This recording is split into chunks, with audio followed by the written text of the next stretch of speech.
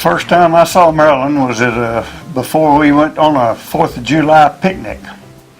Her brother had invited her down from Dalhart to Pampa. Well, I don't exactly remember it, but the school wasn't all that large, and everybody just about knew everybody. But we did go on a blind date. Well, I kind of snuck around school to find out who she was, what she looked like, to make sure I was really going. And once I saw her, I wasn't going to change my mind. Steve and I met at a ping pong tournament in college. And I had a date with his partner in the ping pong tournament. But I kept looking at Steve because he was so funny, as you can imagine. And I've never seen it since, but he had a bandana around his neck. He was always classy guy. You had to tell that part, didn't you? You just had to tell it, didn't you? You couldn't leave that part out. No.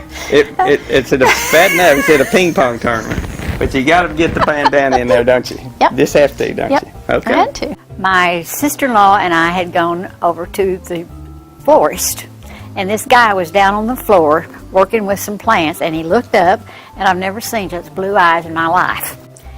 And lo and behold, he came to church about the next Sunday with my brother.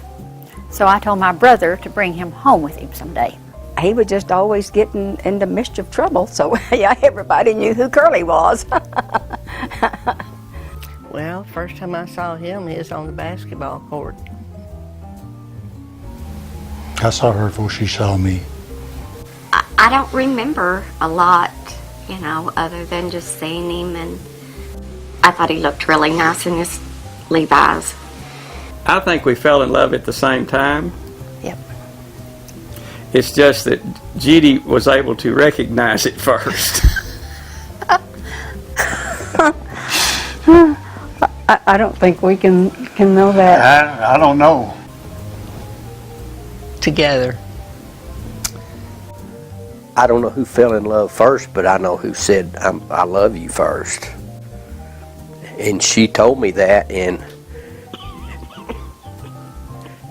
I was a little bit shocked. And she mentioned the word marriage. And I got really nervous, and this was on the second date. It was not. Well, listening to each other, really listening, wanting what's best for the other and for you together as a couple. And making each other a safe place to be. And both people understanding that nobody gets their way all the time. Amen. Give and take. If you don't give, you don't have room to take. But you've got to do both. I think one thing is the ability to say, I'm sorry. And we can do that.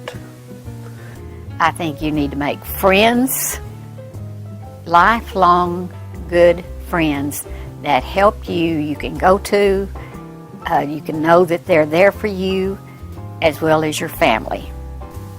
Both can't be mad at the same time. And I would add to that, pray together.